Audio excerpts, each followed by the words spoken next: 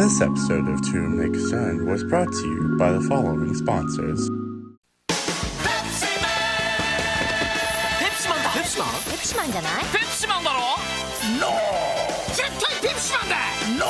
違います. ペプシコーラにレモンが入ったペプシツイスト And by contributions to your TWIMC station from viewers like you. Thank you.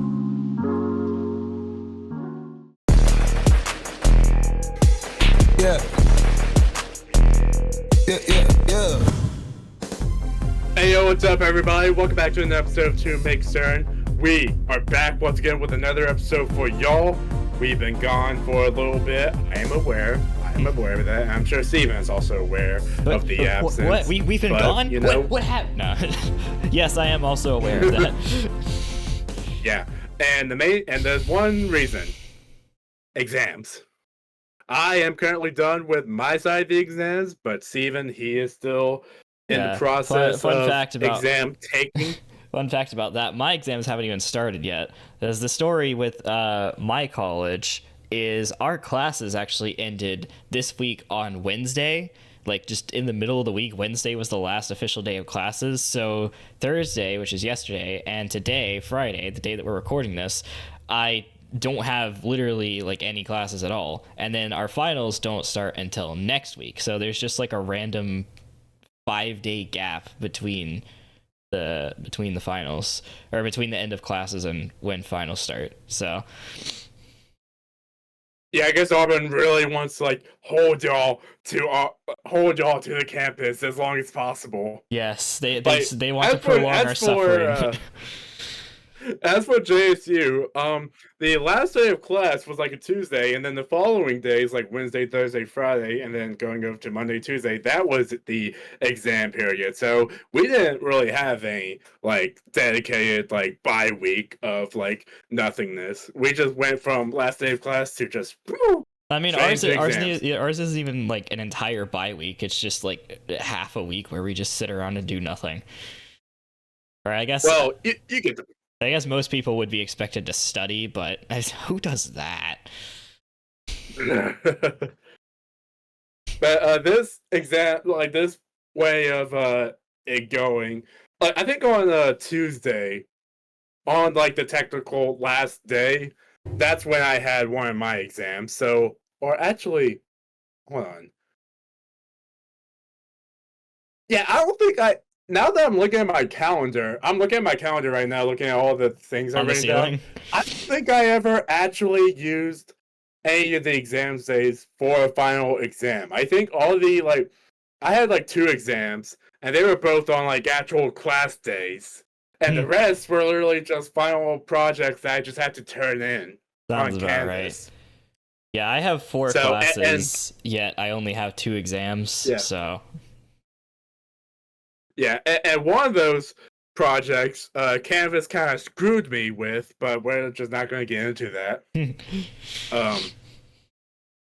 Anyways, so my exams, my whole semester is done, and I am officially in summer mode. Meanwhile, Steven, he still has to do his exams, and if he fails, then bad things. Yeah, I've already locked in the grade for 2 of my classes, and I'm not really worried about the other 2 because one of the exams I have to take is online and is also open book. Not like in a cheating way, like the professor actually just straight up says, yeah, it's an open book exam. So like I'm not really that worried about that. And the other one is one where the class is just kind of easy, and I'm not really all that worried. The 2 classes that actually matter, I already am done with, so. So what you're saying is you might as well be in summer mode, is what you're saying. Well, almost, because exams are you're like 90% there. See, you're on the home stretch. The thing you just gotta put your legs forward in order to just cross the line, but the hard part's already over. The thing is, as you know about me and the specific major that I find myself going with, the exams are only half the battle on my end of things. Right. Well, I'm just saying in terms of, like, finishing a semester So I guess the question now is, after you do exams, what's your plan for the summer? Are you going to? Well, I assume once I actually make it to the summer, because because what I meant by the exams only being half of it, right, is because after I do my exams, there's still a thing with the aviation like flight training stuff that I technically have to finish before I can actually leave. So I have to do that, which is a separate thing from the exams, and not completely clear on how long that's actually going to take at the moment. So I'm just kind so of Auburn is holding you hostage once again. yes, for the but summer. don't worry, they're not taking my summer this time because I'm not gonna let them. I basically just straight up told them, yeah, I'm not staying for the summer. Like I'll stay until summer actually starts, but no longer than that. So yeah, in terms of my actual plans for the summer, I don't know. I'm gonna go home and be lazy for 3 months and not have to think about school. That's my plan. I can imagine the Auburn CEO or whoever's in charge just watching this episode. Yes, because being our like, university has a CEO. This particular student doesn't want to stay. Well, let me go into my inner workings and rig it to where he has to stay. Yeah, I can just picture it in my mind. Like they're gonna come up with something that will just be like a bullcrap excuse for you to like have to stay. Like I can imagine it. Nah, not letting them. I will not let them tell me what I can do with my summer. Summer is mine. I sacrifice my fall and my spring to this educational institution, but not my summer. I maintain custody over my summer. Custody. Yes. You have paid for the child support of spring and fall semester. Yes. But when it comes to summer, you college, aka the mother, I guess in this situation, is going to have to find out a way to provide for the child, which I guess the child in this case is your knowledge brain. I don't know. I'm trying to work out the metaphor here. the title of this episode is going to be Auburn has to pay Steven child support. No. The title of this episode is going to be Steven had an illegitimate child with Auburn. That won't ruin my reputation at all.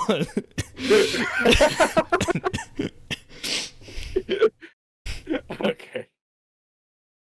Well, Auburn childbearing aside, let's get into some topics that are significantly less weird.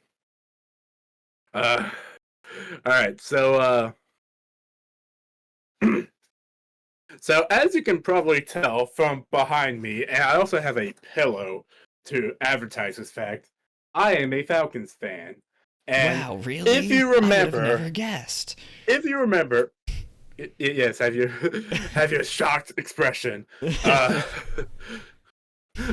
if you remember, about a year ago, I had a podcast episode where I spent a good majority complaining about a particular draft move that our GM made. And to get you up to speed on that, it was basically when the Falcons drafted quarterback Michael Penix Jr. in the first round. And what was perplexing about this move was the fact that a couple months prior, we had spent $180 million on another quarterback to come onto our team, who is like a veteran quarterback. His name is Kirk Cousins. And now you got Shadur Sanders in the first round. No, okay. Listen, we're going to talk about Shador because there is actually something that ties him to the Falcons, but probably not in the way that you expect, unless you've heard this story. I don't. Already. The only thing I know about Shadur Sanders is that he got drafted in the first round, and for some reason, everybody thinks that's crazy. Okay, well, hold on. We're going to talk about Shadur Sanders, but for right now, I want to talk about the Falcons. So, after that previous draft, everyone was clowning the Falcons, like, look how stupid the Falcons are. However, as it turns out, that decision turned out to be pretty smart, because throughout the NFL season, especially in the second half, it became clear that our veteran quarterback, a quarterback who's been playing in the NFL for several years, he kind of sucks. And like, there was like a period of games where he threw 9 interceptions and only 1 touchdown. Sounds like another quarterback I happen to be familiar with as a student at Auburn University. Yeah. And like in college, it's like whatever, it's college level. But for the NFL, that is absurdly egregious. So for obvious reasons, we ended up benching him, and we ended up putting in Michael Penix Jr., the quarterback that we selected as a first-round backup. And get this, he's actually good. It's almost like we should have had him play the entire season. So yeah, our offense had pretty good upgrade. And here's the thing about Kirk Cousins that's funny. He didn't start off the season as bad. He was actually fairly decent. He had a game where he had 500 yards and multiple touchdowns. But what's funny about that is midway through the season, he had a shoulder injury. And we only came to find out that it was an injury months after the fact, after the season was already done, when he was like, oh yeah, I had an injury during this game. And like, he told no one about this, and he continued to play. And that's when the drop-off happened. So, and like, the general consensus is he only held back from saying it because he was afraid of losing his starting job, which seems like something that an NFL player would do. Like, on one hand, yeah, sure, there's that ego of wanting to, like, be the starting quarterback, but, like, at the end of the day, like, this is a like, we're not talking about a young quarterback, we're talking about a veteran quarterback who is still doing this. Like, that to me is just so absurd. The fact that, someone who's supposedly supposed to be more mature and, like, wise, like, and Kirk Cousins seemed to, like, be kind of a humble, wise guy. He just, like, this just was, like, one of those things where it was just, like, what the hell, man? Because he literally tanked our season by not wanting to be a bigger man and just sit on the bench until he got better. So yeah, there's that. And going into this draft, I will admit, I was a little scared that we would draft another quarterback and we would have all eyes on us just being like, because that was the thing about it. Like, during mock drafts, everyone was like, oh, the Falcons are probably going to get another quarterback again. Ha ha ha. It's like, I hate that this stupid, like, decision is haunting us. But the thing is, we actually did really well this first round, this particular draft, because if you remember last year, I said how the number one position that we needed to draft a player for was the edge position. And you remember how you reacted to me saying edge? Yeah, we had a YouTube short on that. Yeah. So there was that. And so this draft, we drafted not 1, but 2 edge rushers. We really we got our edge rusher at pick 15, and then we traded back in the first round to get another one. So we got 2 edge rushers, which I could probably say that is to make up for the fact that we got 0 edge rushers in the first round last year. So throughout the rest of the rounds, we got other defensive players, and we've really strengthened that defense. So the hope now is that going into this next upcoming season, the offense is going to be top tier, and the defense is going to be top tier, and this will hopefully make us enter the playoffs again, That's which we haven't what they done. all say. Which we haven't done since 2018 or one of those years, and one of those years, yeah, just one of those, you know what I mean.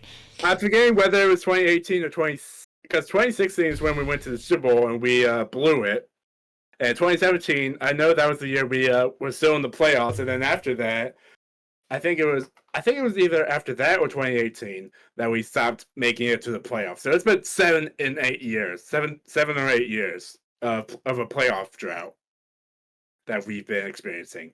So the hope now is that this time will be different. This time, Trust. we will not follow the stereotype. We will not follow what everyone says is going to happen. Truth is what I said last year, but shut up.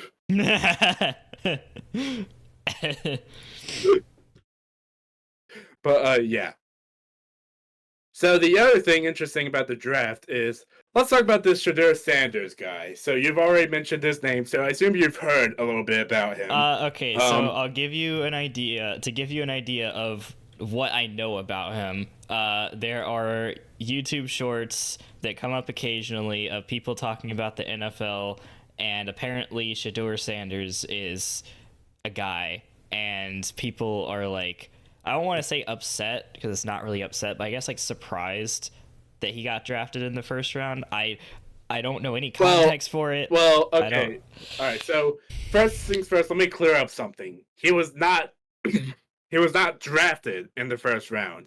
The thing about Shedeur Sanders is people assumed that he was going to be a top 5 prospect or he was going to go in the first round, but in actuality, he got drafted in the 5th round. Way down the draft line. It was like it was the 189th pick or something like that out of 277. And here's the significant thing about Shedeur Sanders. He is not just any quarterback. He is the son of legendary NFL player Deion Sanders, who, if you don't know who he is a very well-known NFL player. He's like regarded as one of the best of all time, basically. And Deion Sanders was the coach of Colorado State, which is the college that his son, Shedeur Sanders, went to. So basically, it was like a father-son coaching player dynamic in Colorado. And Shedeur Sanders, he built up a reputation for not only being a son to a NFL legend, but he also, put up some decent numbers. He put up some good numbers, and it was by extension of that and his connections, like, his father being an NFL legend, that had people expecting him to be a top 5 draft pick. But what ended up happening was that as the draft went on, the first round went by and he wasn't drafted. Second round went by, he wasn't drafted. And this happened for third and fourth round before the 5th round came around, and the Cleveland Browns ended up picking him at whatever pick it was. I think I said 189th. I'm not sure if that's what the actual pick was, but regardless, this is what blew up like online discourse around the draft. Like, everyone was either super shocked or there was there was a few skeptics out there who kind of expected him to fall this far because they view him as being overrated and just being like a nepo baby, basically.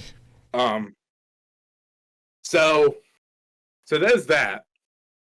However, that's not where the story ends with him. There was also one other additional thing that happened in regards with Shedeur Sanders.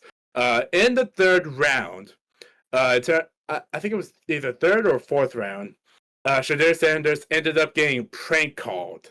Now, for the draft, typically, I don't know if this is just the case with Shedeur in particular, or if this is standard, but typically, these potential draft prospects who are going to be picked up by teams, they get a brand new phone with like a brand new number, so that way, not like no one that they know could like call their old number that they usually use. They have a particular draft number that they use in relation to their phone. So that way, the team, the GM, the general manager of a team can call that particular number and know that it's going to this particular player, right? Right. So Shedeur Sanders had a particular draft phone, and he got prank called anyways. And he was not the only player that this happened to. This happened to a couple other players as well. And so obviously everyone's confused as to like who got his number and how did they get his number and like who was behind it. So before I tell you who it actually was, I want to hear your theory of who it was and how they got their number. I don't know anything about the NFL. How am I supposed to know? Well, I'm just saying, like, just imagine the scenario, right? This player got a brand new phone number, and the only people who know about this particular phone number is the teams, like the NFL teams, that may or may not pick it up to draft this particular player. What do you think someone would have to do in order to obtain a number in order to perform a prank call? I don't know. Go talk to one of the GMs that has that number that's potentially willing to sell him out for something, money, a favor, I don't know, something like that. Okay. All right, so let me tell you what ended up happening. What ended up happening was there was a defensive coordinator of a particular team who had a 21-year-old son who ended up going through his dad's iPad that was like left open, and on this iPad had a email that had Shadur's draft number, and so he wrote it down. And then on the night of the draft, on like night 2, he decided to prank call Shadur, and he basically told him like, "Hey, this is the GM of such and such team. We're here to let you know. Are you ready to be drafted?" And Shadur, he bought it. He was like, "Yeah, am I getting drafted?" And then the prank call was like, "Well, we're gonna take you with our next pick, but you're gonna have to wait a little longer." And that's basically where that ended. So basically, Shadur thought he finally, after all this waiting, he finally got his chance. And then it turned out he hung up. He was like, "Wait, what? Is that how it usually goes?" And then Dion was there. It's like, "Nah, you just been trolled, man." So that's what happened. But here's what's funny about this.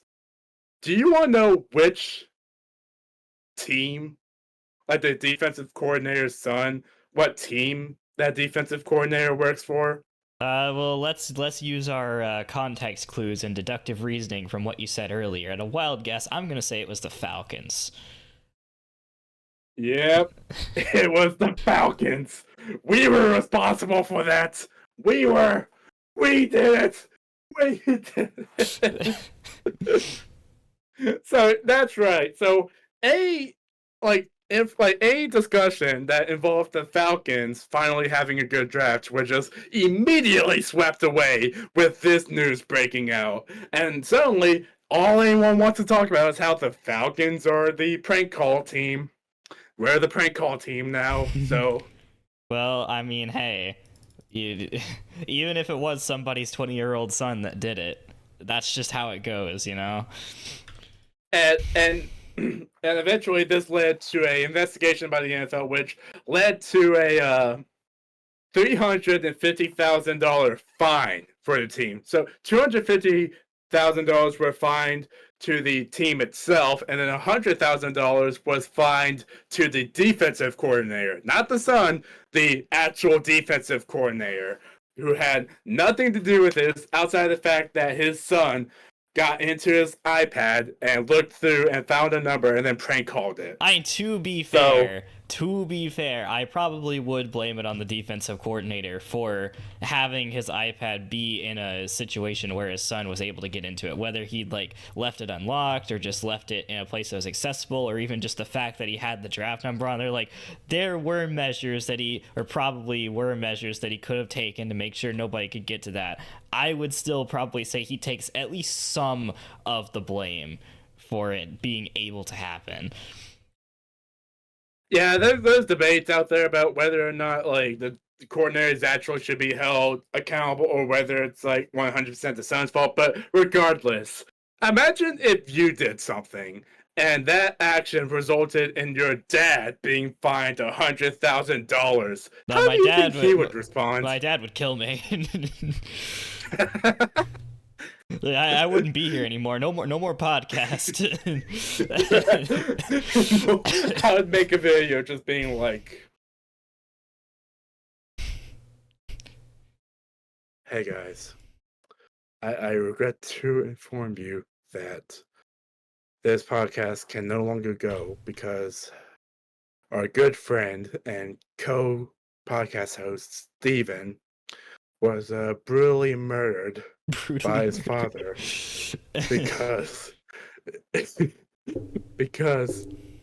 he prank called a NFL player, or no, he prank called a college player who was going to get drafted, and it cost his dad like $100,000.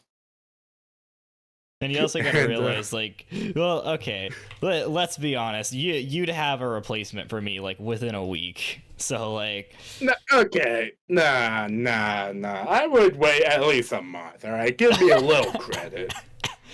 Yeah. Also, you also have to consider, like, for the GM of a football team, like, I understand they probably don't have access to all the funds that are associated with the franchise. Like, there is going to be some amount of money that belongs to, like, the team and not to the general manager personally. But, like, they still probably have quite a bit of money to their name. Just oh yeah, they're millionaires. Yeah, they're all millionaires. So it's like it's not that like $100,000 fine is going to like bankrupt the family, but like even if you're like making millions of dollars, you still don't want to have to be fined $100,000 just because your son wanted to do a prank call. Which, by the way, the funny thing about that whole thing is that the only reason that the son, which I'm going to go ahead and just name the name. So the defensive coordinator's name is Jeff Ulbrich, and the son's name is Jax Ulbrich. So we're just going to call him by that name. Jax, the only reason why he ended up getting caught was because he, along with his other college friends, decided to film themselves making the prank call and post it online. So it's like, so they outed themselves. So like they wanted to like get internet virality or whatever. I mean, so they're college that's what kids. makes it even more expect? stupid. Like, it was basically a no-brainer figuring out who was responsible and like what team has a member who has a family member who got into that that classified information, or like, you know. They're college kids. I guess it wasn't expect? classified, but it was definitely confidential. You know, definitely didn't want this out there. You know, and like, yeah. And here's the funny thing about it too: the prank call had the son's friend be like, "Hey, this is Mickey Loomis, the GM of the New Orleans Saints," which, if you don't know, that's the team that's the rival of this team. And like, what I'm thinking is, if you're going to do something like this and you're the son of the Falcons defensive coordinator, you might as well just tell Shedeur that he's going to the Falcons. Like, that's the big meme thing surrounding us, that we were going to take a quarterback in round one. So it's like, why didn't we just do that? Well, like, why didn't he just do that? I'm saying we for some reason. But, like, you know what I mean? Make it make sense. Like, take advantage of the meme, because, like, yeah. Like, if you're going to do it for internet virality, you're going to get caught anyways, and it's like, what difference does it make? And, like, what team you select? I don't know, man. They're college kids. They don't think these things through. That's the issue. That is the issue. And it's like, but at the same time, I feel like me and you, we're also college kids, and it's like, if we, like, first of all, we probably wouldn't do anything like this to begin with, but secondly, if we were going to do something like this, we wouldn't be stupid enough to film ourselves doing it. Like, we would just want to be like, you know, behind closed doors, like, nothing recording us, just go ahead and do it, and then afterwards, like, boom, done. And, like, you probably still would have been found out, like, after the NFL does an investigation, but, like, even still, at least you would make an attempt to remain anonymous. You know what I mean? Some people are smarter than others. But yeah, that's the whole story behind the NFL draft and how everything kind of went down. And yeah. Shedeur So in the end, is crazy. In the end, So in the end, Shedeur ended up going to another team, and the Falcons had what I would consider to be a pretty good draft. And yeah, anyways, moving on to the next topic. And this next topic is something that you actually brought up to me earlier today, talking about this being a topic. And this is something that has been being discussed all over the internet for the past week. Who would win, 100 men or a gorilla? Let's talk about it. Yeah. For context, the reason that I know about this is because apparently this is just like a new trend or something. I don't know, but like everybody is talking about this on YouTube Shorts and probably in other places too. It's just kind of one of those things where it's like, yeah, it's kind of become a thing. Everybody's talking about it. Yeah, it's a trendy topic. It's a trendy topic. And I know for a fact that once some big corporation or some big company gets in on it, they like make a commercial referencing it, then the meme is just going to die and no one's going to care anymore. So let's go ahead and talk about it before that happens, before the corporate death comes for it. So we have this hypothetical in which we have on one side a gorilla, and on the other side we have 100 men, like 100 adult-sized average males.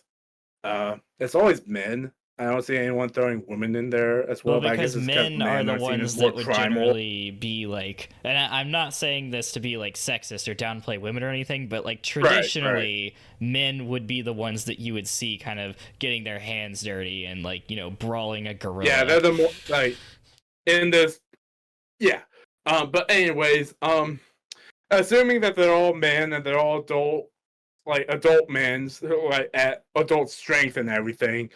Going against this gorilla, the big question is who would win. So I guess we'll what's your take? Who would win? I think that the answer is pretty obvious, and I agree with all the people I've heard saying that the answer is obvious, and that is that the men would win. Like I've seen both arguments. I have seen both arguments as well. I haven't really come to a conclusion. And I guess this is kind of one of those things where it's like it depends on how you look at the scenario. I feel like most people assume the scenario is like the 100 men like ganging up on the gorilla. Like if they all attack all at once, then that's when the situation well, I mean, obviously, or the scenario that's is in like, where that's how you the go men about would it. Like, win. If you had a group of 100 men and your job was to go brawl a gorilla and just take it down with no help, you know, you don't get like weapons or anything. They're not armed. You don't have anything on you. It's just 100 men. You just got your fist. Yeah, you just got your fist. I think the general consensus among that group would probably be, yeah, we gotta go, you know, attack him together. Because like obviously, if they're just throwing themselves at the gorilla one by one, no single person is going to win. Like a gorilla beats a single person easily. But when you have 100 people that, like, if they are, as you said, ganging up on them, which they would be because that's the obvious solution to the problem, like past a certain point, it just becomes impossible for like the gorilla to be able to deal with that.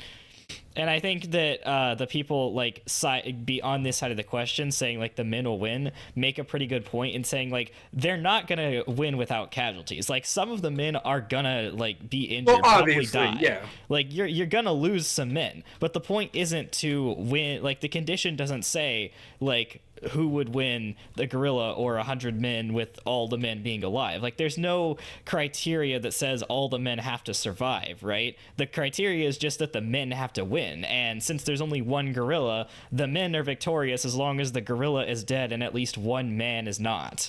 So I think it's pretty easy to say that, you know, when you have a supply of 100 people, like, you know, obviously an average adult male is not going to be as physically capable as a literal gorilla, but it's not that far off. Like, you know, you could say maybe 3 average adult males probably have around the same physical capability as a gorilla. Okay, and you're working with 100. So I think it's pretty easy to, like, when you look at it logistically, it's pretty easy to say that if you had a group of 100 people, and also especially considering the fact that they're human beings who are able to, you know, communicate with each other and work together effectively, it would be not really that much of a problem for them to bring down a single gorilla.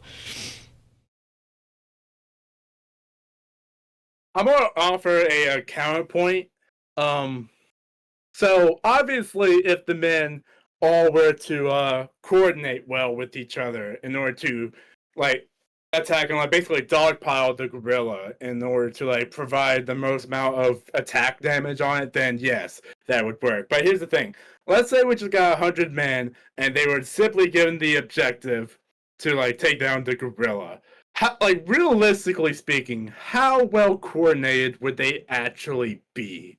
Like if they were just throwing themselves at the gorilla, like would they have that much of a strategy, or would it be one of those things where like the gorilla would like take them? And like I'm thinking of like having like if I was in the position of the gorilla facing off against these 100 men, you know, I would take one of them and just like take them, just bash into the other man charging, and then, you know, if there's men like climbing on top of the gorilla could like do like a shake thing, or like, yeah, like the thing about the gorilla is it's extremely fast, right? It's like way faster than the average man. So like using its speed to like basically shake off all the men that are like trying to climb onto the gorilla, that's like another way the gorilla can defend itself, right? So, and let's assume the gorilla could also use this as a offensive attack, where like if all the men are like piled up together, the gorilla could theoretically just like run through the horde and just like basically create collateral damage with like all those people, all those men on the front lines, right? Right, and like So, I see your point. I see what you're saying, and yes, that's a strategy that would, in theory, work. But like, it does have a limit. Like, it works to a point, right? That's a strategy. Right? Not that the gorilla has a strategy, but like that's something that's just gonna happen, right? That would probably be sufficient to bring down a group of like 20 men. Like if you only had like 20 men to work with, then yeah, it might be a bit of a stretch to say they would win. But we're talking about 100 people. Like have you seen a room full of 100 people? Like it's a lot of people. I feel like people who side with the gorilla in this question really fail to realize just how much 100 people really is. I feel like they're kind of downplaying the ability. Like I work at a football office where, you know, I see like football players all huddled up in like a locker room. So like I know I can visualize pretty easily 100 men grouped up in like a group together. Like I know that's like, you know, that is traditionally a lot of people. But I also am thinking, you know, the gorilla, and this also is ignoring the most realistic outcome, which would be after maybe the first attack, most of the men would just run away. But obviously, that's not part of the debate. That's just a cop out. But that's the one where this is a debate so. that I think has led to some interesting outcomes. But let me throw something at you real quick, Steven. Let me throw something at you that I think is a lot more I don't know. It's a lot more interesting in my opinion. This is one that I've heard before. Let's say you had a billion lions against all the Pokemon. Just every single Pokemon attacking a billion lions. Who would win? Okay, well, when you say all the Pokemon, I'm going to assume that you mean just one of each Pokemon that exists in the Pokedex. One of each Pokemon, yes. Then okay, so in that situation, right, there's only like just over 1,000 Pokemon in the Pokedex, and a billion is let me just do some quick math here. A billion. That is 1 million times as many lions as there are Pokemon. So essentially, you can think about it in terms of each Pokemon would have to individually fight 1 million lions. Well, I guess you could also, honestly, yeah, when you put it like that is kind of yeah, so you could think, like, even when you consider the fact that Pokemon obviously have abilities that aren't like a real thing,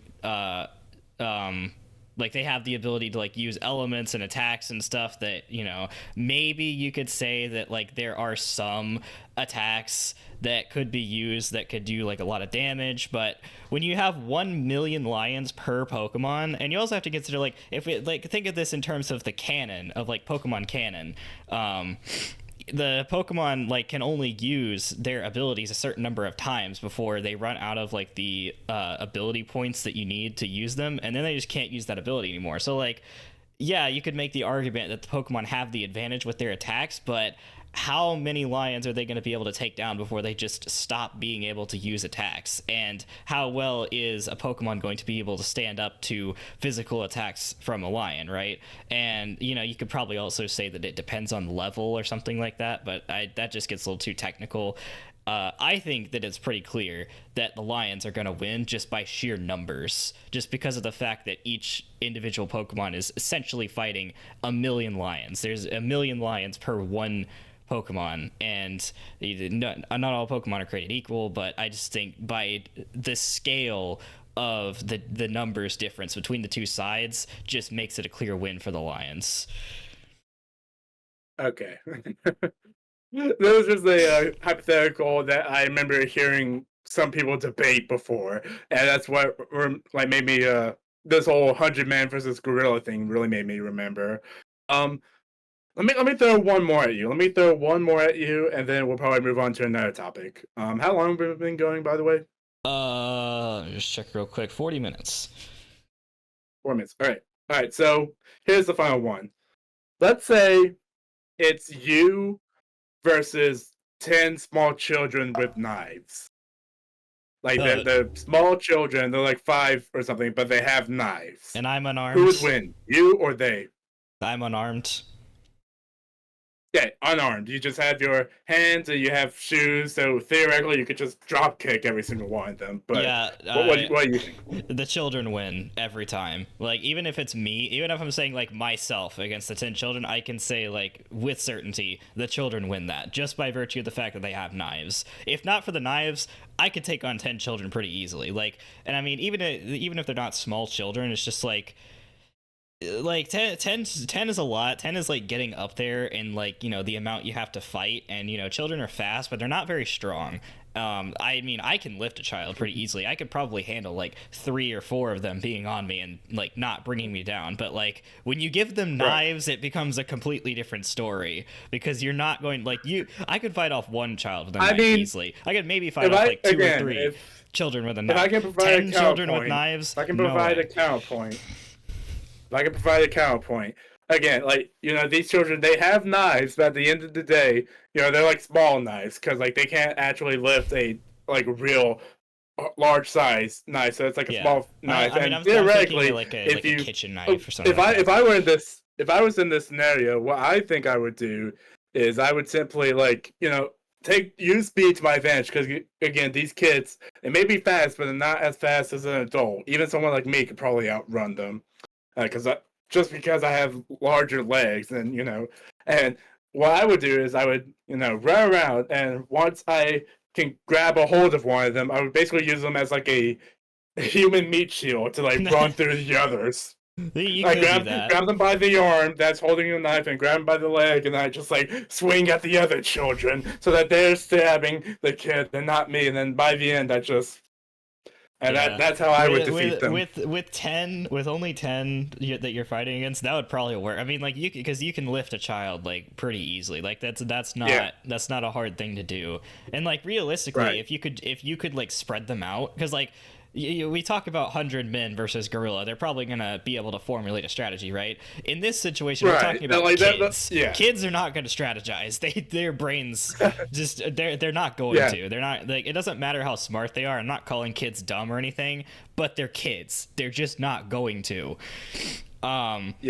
So if you can spread them out and, like, you know, pick them off one by one, you could potentially, like, it's not very hard to, you know, take a knife from one of the children. So if you could, like, get one of them and, like, get their knife, and then you probably have a little bit more of a chance. But even if you didn't, and also on top of that too, let's say you're wearing like jeans or something, like they could probably, after a few, like, to get through the jeans, but at the same time, we're not talking about like a huge size knife. We're talking about just like a dagger or something going into your leg, and it's like it's gonna be painful, but it's not gonna like if you completely disable you. If you shake it off, you should be able to still be standing, and then just grab them, and then just like just drop kick them. Yeah, I guess so, like, you know, if you're willing to really put up a fight and really, you know, think critically and think about how you're gonna deal with children, like 10 children, probably beatable.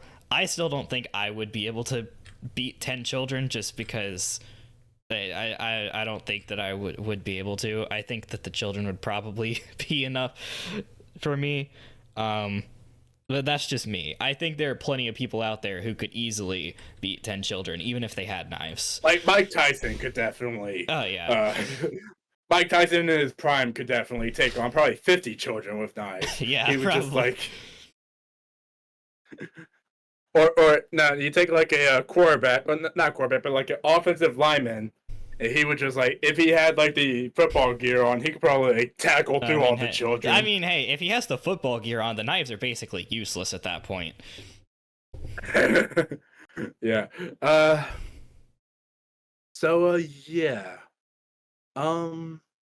that's the end of that whole thing. Basically, the hypothetical of basically taking something versus something, and yeah. By the time this episode's uploaded, I'm assuming either no one's going to care about it anymore, or they're going to amplify how many times they talked about it. Because like something like the Minecraft movie is still being talked about, like even to this day. Like, to be fair, the Minecraft movie just came out like a couple months ago, so like it's not that old yet. But like the meme of it, like the memes of it, I assume would be dying off now. But did you hear about the? If anything, I would say. Question. Did you hear about what Warner Bros. Had just released? Which is they released the movie again, but they made it into a watch like sing along, meme along version where like every time a song comes up or every time a meme comes up, there's like lyrics on screen or something like that. So. A lot of people are saying that this is their way of killing the meme by trying to profit even more off of it. Just like, hey kids, I know you've seen this movie probably several times already, but would you like to see it again? Except have all the memeable things even more spelled out for you? Like, I mean, to be fair, that is traditionally a very good way to kill a meme, but I don't know.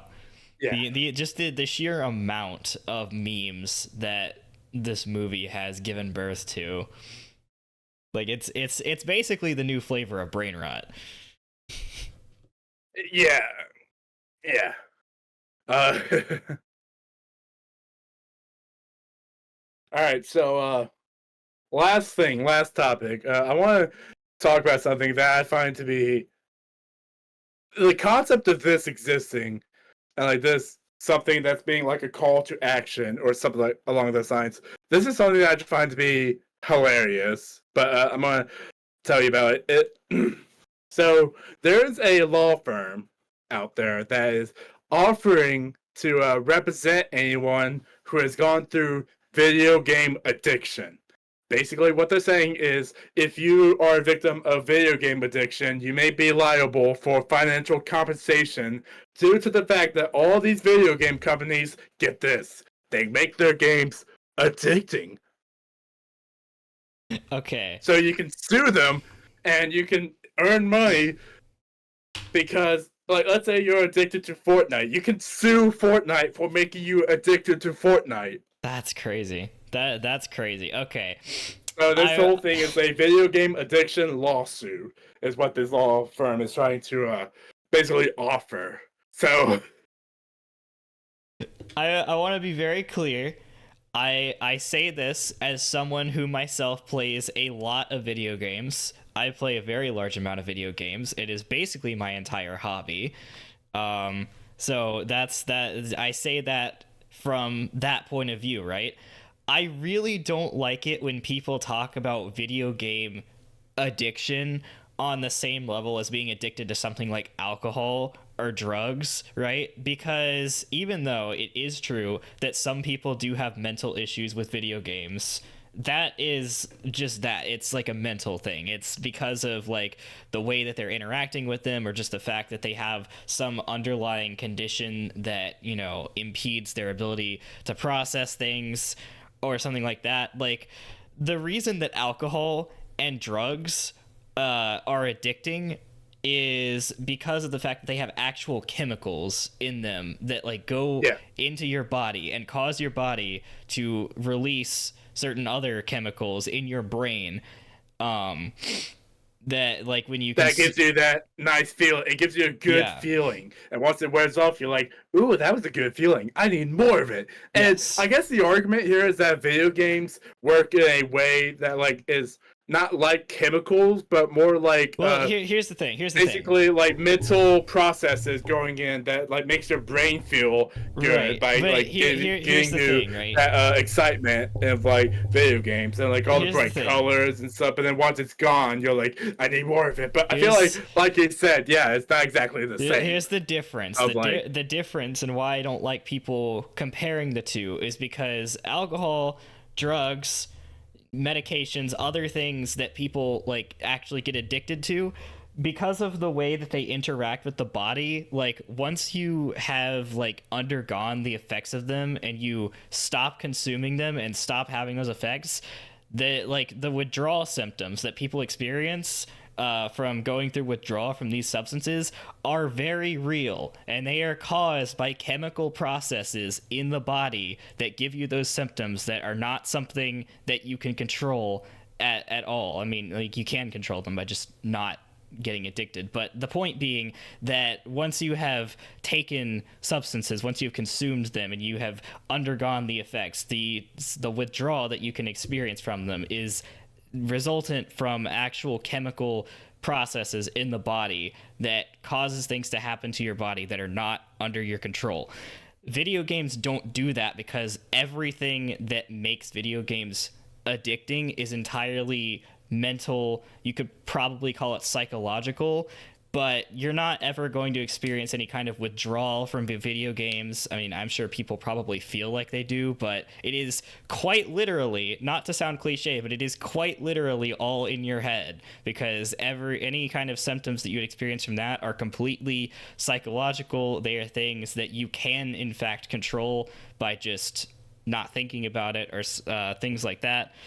And I don't want to like downplay actual mental conditions, but I do not believe that video game addiction is an actual mental condition that people have. I think that it's a mindset thing. I think that it's something that people can change, that it's in their power to change with a mindset change. And I say that as someone who does play quite a lot of video games. And like when I can't play video games, I get unhappy because I want to play video games and I can't play video games. Yeah. I would never call myself actually addicted to video games, because it's not a real addiction in the same way that an alcohol addiction or a drug addiction is. It just doesn't function the same. Right. So what I've just sent you, which you can look at on your phone, is a screenshot I've taken from the homepage of this thing from Guardian Legal Network, which is basically the main one that's spearheading this. And there's two particular sections that I want you to basically read out loud and kind of process, which is the video game addiction consequences and what they call the injuries linked to video game addiction. And some of it is kind of hilarious to look at. Okay. So I just want you to read it and tell me what you think of it. I'm just gonna go over as kind of the injuries linked to video games that they list here. So mental health decline, they say ADHD/ADD, anxiety, depression, irritability, and more. These are actual mental conditions that do exist. I wouldn't necessarily say that they're linked to video games. Like, I'm sure. Are they saying that video game is causing ADHD? That's probably what they're trying to say. I disagree, because these kinds of mental disorders are, like, when they exist in an actual mental disorder context, are things that are caused by, like, physical deterioration in the brain, like just parts of the brain not being in the way that they're supposed to be. I should know, because I actually just took a psychology class this semester, so I actually like to consider myself fairly knowledgeable on this topic, at least now. I mean, you know I'm gonna forget about everything that I learned by next semester, but I took the class this semester, so at least it's kind of fresh knowledge. Anyway, those kinds of mental disorders are generally caused by actual physical defects in the brain, not anything that you do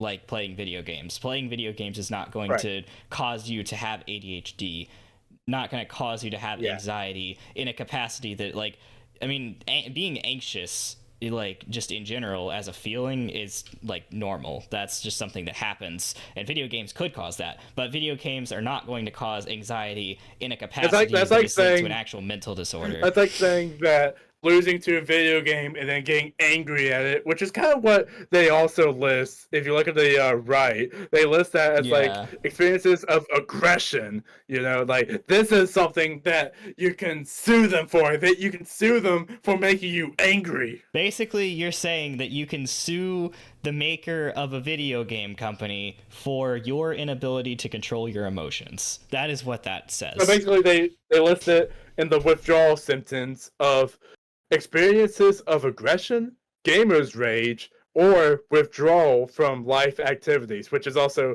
them saying, like, if you play nothing but video games, you can sue them for making you only play video games. That's the worst one, honestly, because all of that, everything that they list there comes from an inability... No. You know what the worst one is? It's the life impacts. It says the loss of education, loss of income, poor hygiene.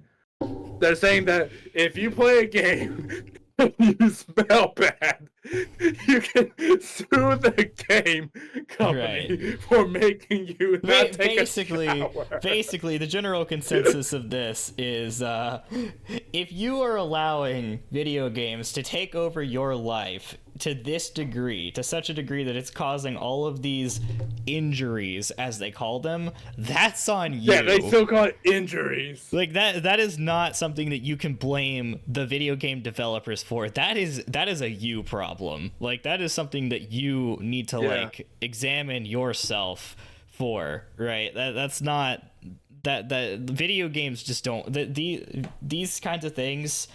Like, these are things that are generally associated with people who play video games. That is because the kind of people who play video games also tend to be the kind of people who let this kind of stuff happen.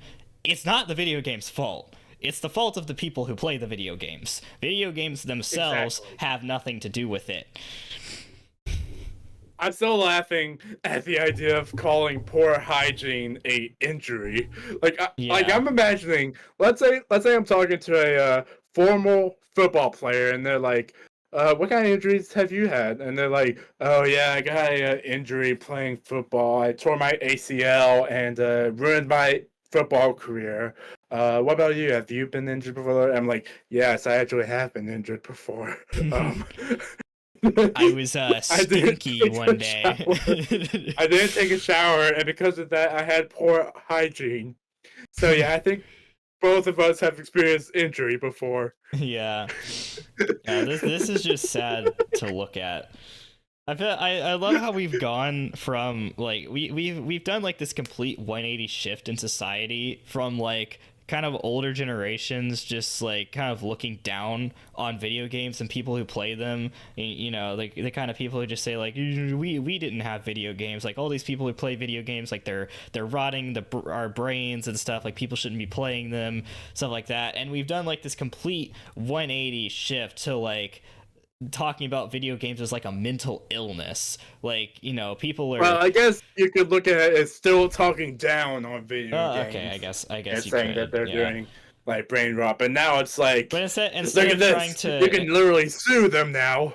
Which is like still before scary. we were just attacking the games and the people who play them, and there was just like, you know, no defense on any side. It's just like down talking the entire gaming industry as a whole. Now we're trying so hard to defend people who play video games and like kind of making it all about the games and saying like the games ruins the people. Like, no, they didn't. The people ruins themselves. The games just happen to be something that a lot of those types of people have in common. And there's even a part where, in the above section where it talks about the consequences. Let me just read this real quick. It says, for far too long, video game addiction has been dismissed as an accepted side effect of digital entertainment. However, the reality is far more serious. Young lives has been derailed, educational prospects lost. What? Again, and mental and physical health compromised. if you began gaming as a minor and are now facing the consequences, you may be eligible to join the lawsuit. What do they mean educational prospects lost? My guess would be people like dropping out of school because they didn't want to study. They just let gaming take over. Like there's plenty of people who let that happen. But again, everything that they talk about here, these are things that are entirely within the control of the people who play video games. It is completely possible to play video games in a capacity where this doesn't happen, and I guess you could make the same argument for like drugs and alcohol. Like it's possible to consume them in a capacity that doesn't cause you to get addicted to them. But the point being that like this is like, even if you're at the point where you're quote unquote addicted, like you don't have to go, if you stop playing video games, like you're not going to have like actual withdrawal symptoms. You're going to have like emotional response, sure, but that's literally just emotions. There's not going to be any physical response, right? You're just going to be there like, damn, I'm bored now. Yeah. What do I do now instead for entertain? Like, so if they don't want you playing video games, or they think that video games are bad, like, what is the alternate form of entertainment? I guess they would say like go outside and play. But, go like, touch some grass. It's one of those things where it's like, what if you go outside, play in the forest, and you trip in the forest, and then did you start playing on the playground as a minor and are now facing the consequences? You may be entitled to legal compensation for far too long falling down in the playground. And also, you know what else is funny? This as an accepted side effect of playing in the playground. However, the reality is far more serious. Young lives has been derailed, educational prospects lost, and physical health has been compromised because of all these falling downs and knees scraped. Like scraping your knees. It's been all the physical health being compromised, all the knees being grown up. And what's funny? What's funny? You always see like this kind of thing. You always see this happening and being talked about with video games in particular. No other form of digital entertainment, movies, TV shows, music, you never see this kind imagine of thing. They did something like that where it's like listening to music, and like if you listen to music like at a loud volume for long enough, then like you lose hearing. And so let's say another lawsuit comes out, it's like, for far too long losing hearing has been dismissed as an accepted side to blasting that music. However, for the reality is the music labels actually force you to lose your hearing due to listening to the music at a loud volume. Like that's literally it. Like it's one of the things where, like, if you played video games as a kid, it was just like a pastime, you're gonna be fine. And yet this legal like lawsuit thing is acting like no. Like if you played video games as a kid, then and your life sucks now, video games is the reason. And you know what? The reason why this exists is because of people not wanting to take responsibility for their actions. It's because people pretty much are letting this stuff happen. The conditions that they list there, they are letting this stuff happen because of things that they did, that they chose to do, and they're looking for someone to put the blame on because they don't want it to be their fault. That's what this is. And if it was like a thing of like, if you're a kid and you're getting addicted to video games, shouldn't the parents step in?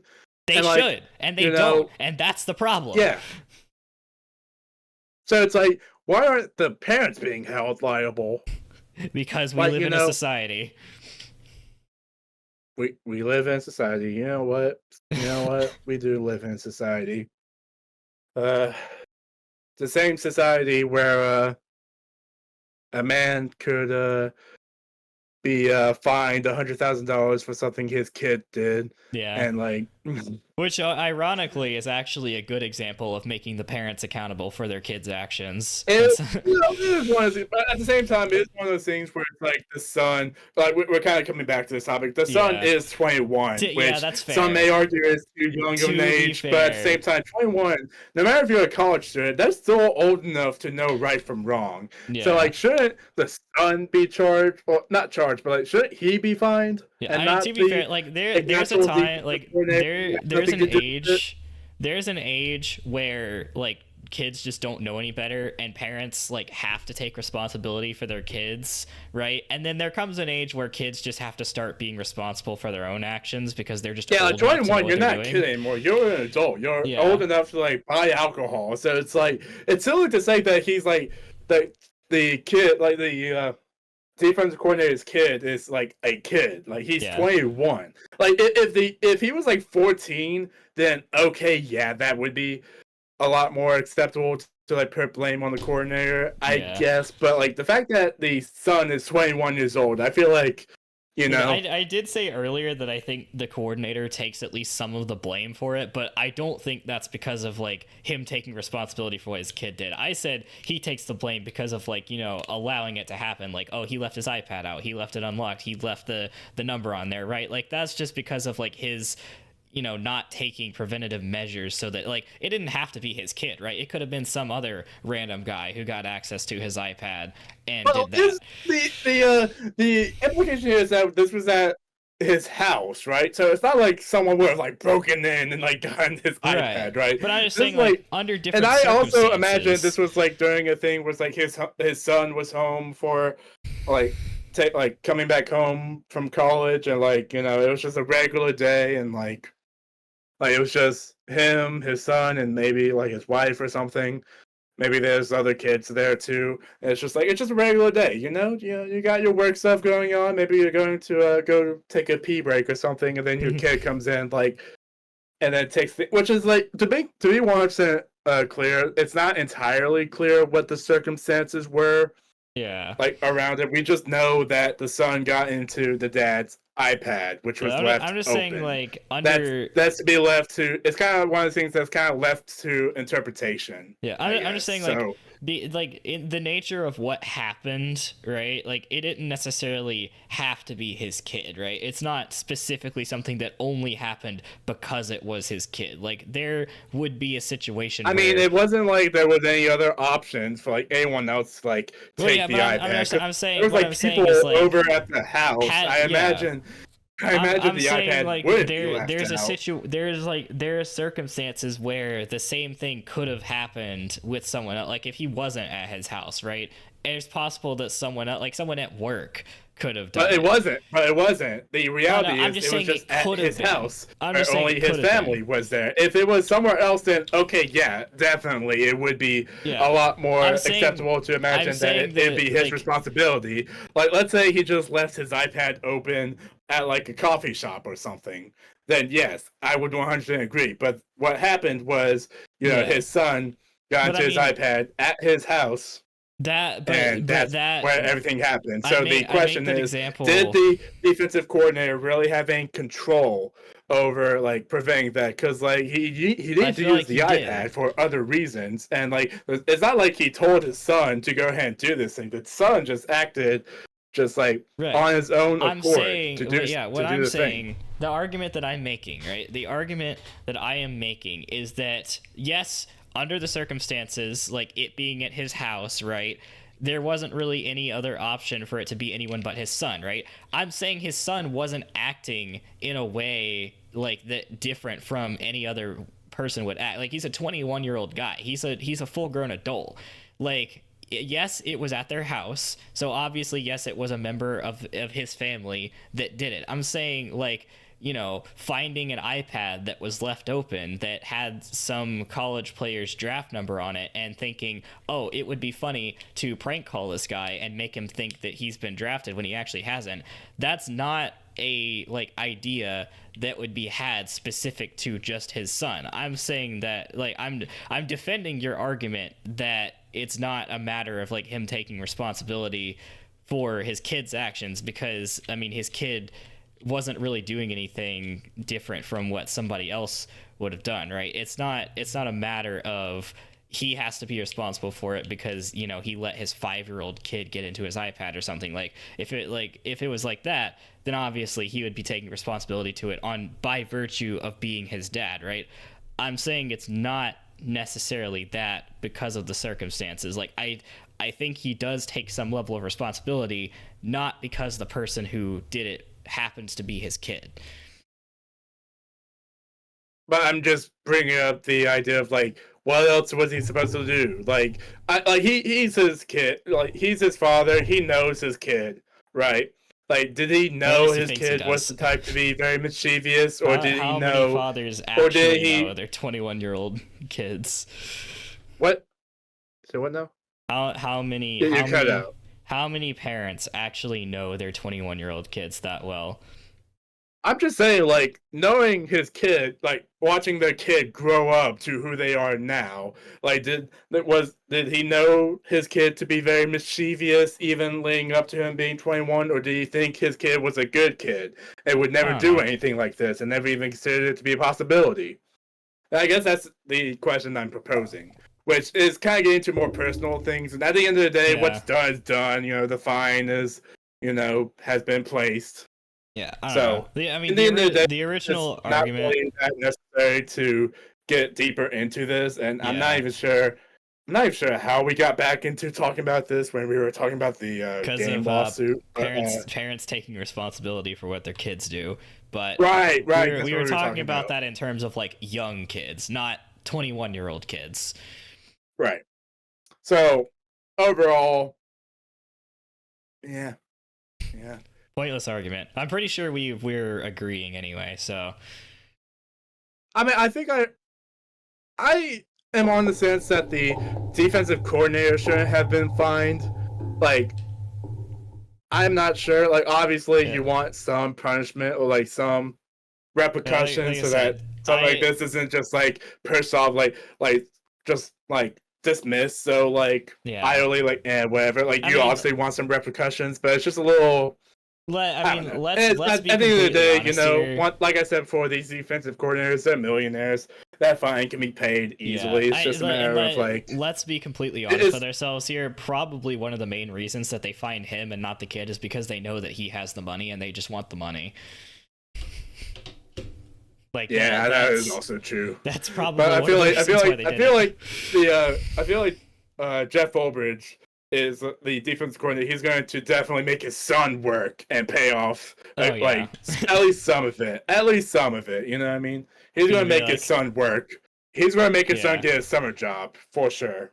Make $100,000 over just the summer. I'm not saying he has to pay the entire thing. I'm just saying he has to like. He's going to have. There's going to be heavy punishment there for is that be kid. some punishment For that 21-year-old son. There is going to be some punishment for sure. It is like the jokes of just like, if I caused my dad to lose $100,000, I wouldn't be here no more. You know, I'd be dead. Brutally murdered. There's that too. But anyways, I think that's gonna be all for this episode. I'm not entirely sure when we're gonna do another one because I know Steven has to do his exams and flight things. Yep, I do. Small little bit of news. I would have said this at the beginning, but we got a little bit sidetracked, so I'm throwing it in here at the end. Remember how at one point our podcast mainly exists on YouTube, obviously. There was a point in the past where I went and took it upon myself to upload the audio renditions of the episodes to other streaming platforms like Spotify and a bunch of others that I forget. Yeah, if you look into the description, we always have that link there to like listen on other platforms. Yeah, the other platforms have been kind of irrelevant for a while because I kind of stopped uploading the episodes there, and I think it was only like the first 20 or so episodes that we had out there, and you know, we're on episode 59 now. The episode we're recording right now is the 59th episode. So I just wanted to let you all know that I am putting in the work and I am getting all of our current episodes uploaded to all of our streaming platforms. I have updated our podcast. I've updated the cover art and everything. And I basically I've updated the description to point to the new YouTube channel name that I'm after following YouTube you right now. I'm not sure changed the the YouTube channel names. Yeah, but I'm doing that. I'm making sure, hopefully, by the time you are watching this episode, all of the episodes, probably including this one, will be on all of the streaming platforms for you to listen to. So if you don't want to look at us talk, you can merely hear us talk. Yes. And, yeah. So that's the announcement. I'm glad you brought that up because I did genuinely forget about that. Yeah, I was gonna do it at the beginning, but we got kind of carried away talking about football, so I didn't want to interrupt. But anyways, that's gonna be all. Thank you all for watching. We'll be back again with another episode at some point. I'm just not sure when. I'm probably gonna be in a new room because I'm moving to a different dorm on campus because I'm gonna be doing summer housing. Which is gonna be he's doing what I did last year. Anyways, yeah, we're switching roles. That's gonna be all. Thank you all for watching, and as always, please like and subscribe for another episode of To Whom It May Concern podcast. Out.